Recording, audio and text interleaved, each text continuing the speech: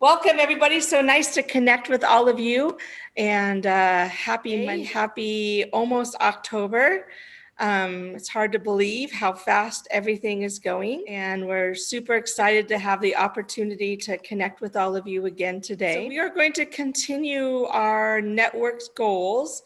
I don't know if you guys noticed in the email, but we decided to rename the network to literacy and language, just to have a broader, more inclusive scope.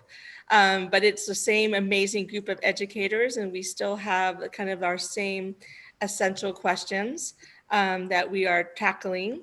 So today we're going to have basically 3 outcomes, and these outcomes are based on what you all shared you wanted in August.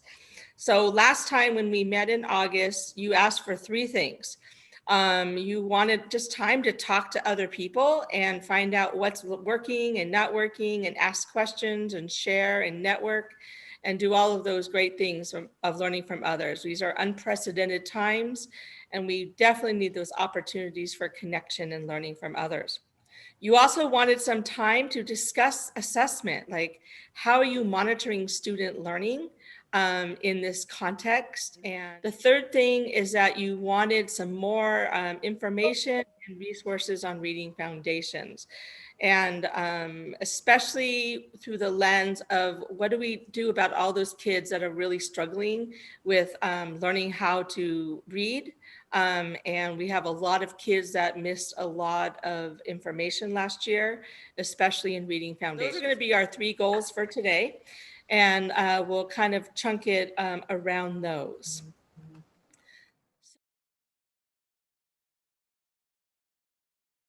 So any of our groups have a big idea that they wanted to share or something great that they learned?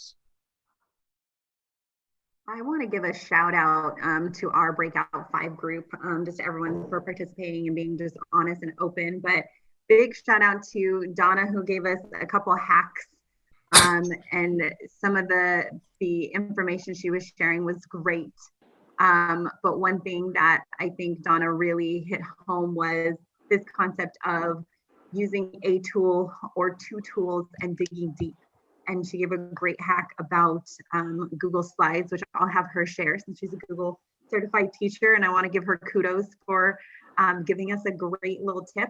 But I think limiting some of the tools and seeing how many different ways can you use one tool so that students don't get overwhelmed, teachers don't get overwhelmed, but they can really dig deep. So shout out to Miss Donna. Donna good. Wonderful, thank you. Yeah, we can't handle too much technology, right? So I'm living in Google Slides and Jamboard right now, and Zoom, obviously, but that's where I'm living. So those are my 2 favorites, as you can see. So anybody else? Thank you so much, Anisha, for sharing. Any other groups want to share their best takeaway? No, we're good. Well, you all back to please, my little hot tip. Here's my hot tip. Thanks, Donna. This is what I tell everyone, is that anytime you have any document that you want the kids to use, but you don't want them to scan it and put it into Google Translate in order for Google Translate to do the work, scan it in as a PNG, because that's a picture. And you can't highlight a picture and put it into Google Translate. So they'd have to take the entire time they're taking the test to type it all out in Google Translate in order to get it translated. So that is just a safety guard. So now they have to actually look at the document and see it because it's a picture and not a PDF. PDFs you can scan and you can put anywhere, but pictures you can't, because your computer is thinking it's an image and not a text. And the kids think it's a text. They don't know the difference. But as soon as they go to try to scan, they're like, it doesn't work. You're right, because I set it up that way. So it's just one of those tips, because we can't check. Our kids are everywhere. We can't. I told my classes, honestly, I know you have the chance to cheat, but it's better for you to make mistakes to learn and grow than to cheat and get a 0. So this is just one of these little tools we can use. PNG, put it in a Google slide. They cannot scan it. So they actually have to really work on the text instead of trying to cheat. Yes, and they also can't mess up the background. So if you want them to put interactive text boxes on top of something, if you make it a image for your background instead of just pasting it or whatever, solves that problem too. Love it. Thank you. Anyone else? You guys wanted to talk about some reading foundations and how we're supporting our students of all ages. And so because decoding and fluency and phonemes are an issue for all ages. Our hope is that it's not an issue with our older students, but it frequently is for our students that struggle with reading. And so we have made a new resource for you and a group of us, and I will introduce that group in a moment. But Lisa will put the link into the Padlet in the chat for me. And so we really were thinking about how can we provide support for our districts and all of our teachers and our educators out there. So we wanted to create a resource that would help you address the gaps in reading foundations, but that supplements, because we all have like a ton of stuff in our instructional materials, at least in the primary grades, but our upper grade teachers have less, and certainly our secondary teachers don't have anything usually. So we wanted to create something that could be used by anybody to support and supplement the resources that you already have. So what we have done is we have created a slide deck of resources basically by sound spelling card to clarify this. So by each phoneme and grapheme pattern. And these resources can be used just for more review. You want to pull a group of kids that, look, I got these kids right here that are really struggling with long AY words or whatever, that you could do some really targeted small group instruction to reteach, to give kids the opportunity to practice. But it could also be resources that you have other adults use with students, because sometimes we have paraprofessionals or other people that are supporting us and our students.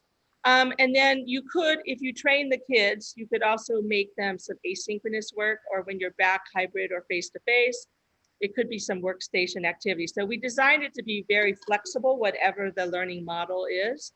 And so it's rooted on being really, really specific and diagnostic about the specific patterns in words that our students struggle with. So I'm assuming most of you have some form of assessment already that you can use to discern. These groups are struggling with, long vowels. These groups are struggling with the cow card. We'll use our cow analogy. So, and so the specific patterns. But I'm going to pass this over to Lisa, because she has created a simple diagnostic assessment that you could use if you do not have one already. So Lisa, you want to take it from there? Yeah, so can you go to the folder there, Molly? You were right on it right now. Yes, I will. Basic.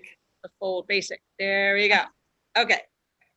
So basically what we have done here is created our own BPST, because the people with CRLP are very picky about theirs. So we know that there's several different versions out there, and it mirrors very much what's in Wonders as well. So it's a basic phonics survey, and it follows the same pattern as a basic phonics skills test. And so what we have done with it is put all of the resources you need in this particular folder. And our shared resources folder has this, houses this folder as well. But the items you see where it says item analysis, that is for you if you want to do this whole class and just start checking off the students. And then the trimester recording is where you could just do it one student at a time and then track a student's progress. And we'll go in there in just a minute for you to see it. But I want you to see what's in the folder. In the middle on the top row, BPS directions for administration. Those are all the directions on how to administer and when to stop and things like that. And then the very bottom on the right is the student copy that you would place in front of the student or put onto the screen. But if you've ever done any kind of phonics screener, Molly, if you would go into the BPS, the blue one, the BPS trimester recorder, that's the one. If you've ever done any kind of similar phonics screener like this, what we have done here is just it's what you track the student's progress on. You see 3 different lines for each one. So each time you would administer to the student, you would write the total raw score. This where it says blending words with CVC, you see those are actually linked, because as we're creating the slide decks that go with them, we link it there. So let's say I had a student that was missing all sorts of short A words. You could click on the actual short A word SAT, and it'll bring you to the slide deck to work more around that sound. So we just wanted to show you that piece of it, because whatever the student is getting wrong, if you click on that particular word, then you would be able to go into a resource that helps you with that particular skill. Okay, so let me show you a sample slide deck.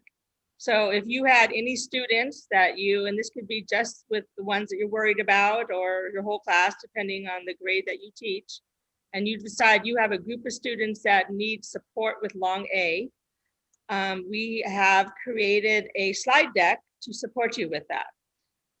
So basically it starts off with some work with the long A as a phoneme. So some phoneme work right here.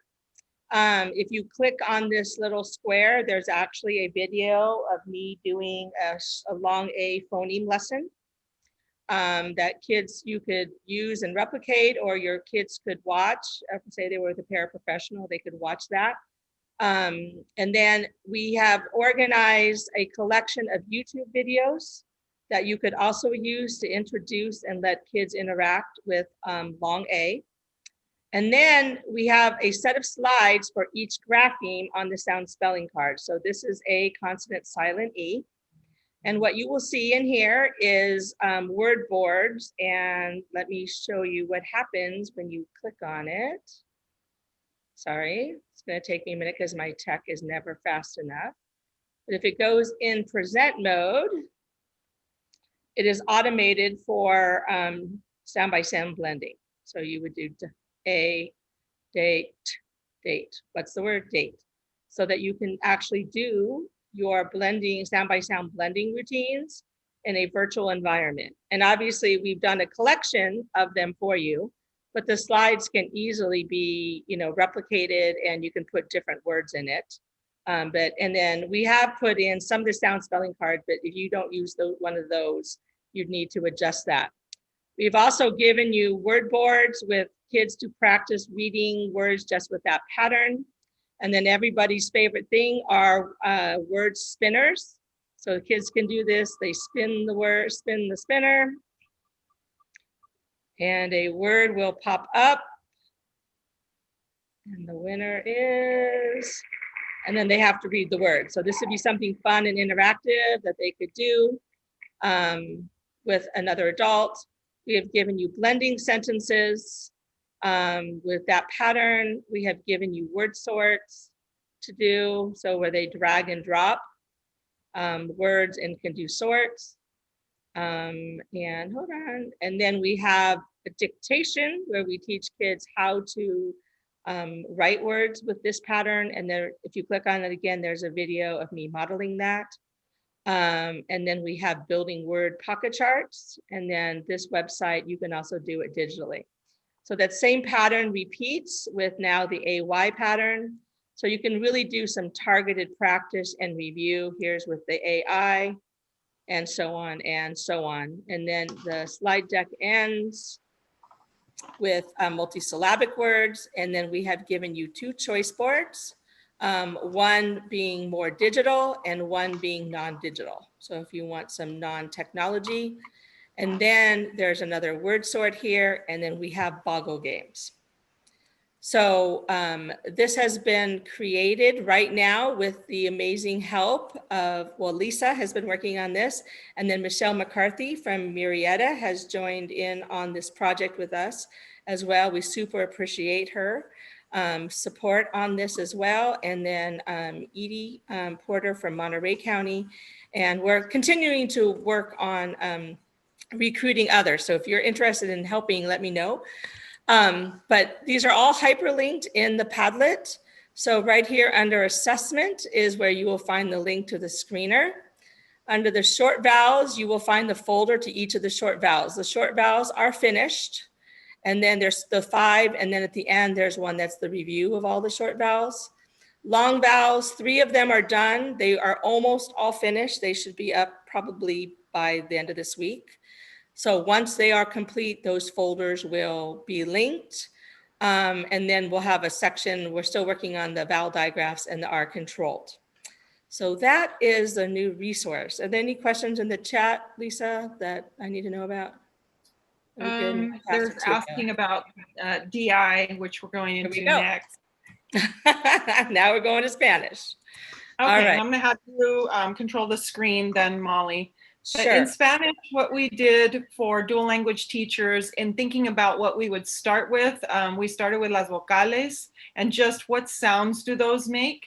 And so this resource is a lot simpler and a lot less slides because Spanish is such a transparent orthography. We know that. It doesn't take as much practice. A, E, I, O, U stays as A, E, I, O, U your whole life. So in the first one on slide 5, if you can go to that, Molly. Got it. What it does with each of the vocales in Spanish is just give some practice of how it is written and then what does it sound like. So that audio button actually has an audio of me saying the sound, ah, ah. And then each one of the words that comes up, the pictures, then it has an audio button that is me saying the word as well. So each one of those is just to get students used to what does this sound like as I'm writing it, and then I'm hearing what sound it makes. Scroll down to the next section, Molly, please. Sure. Right there on 10.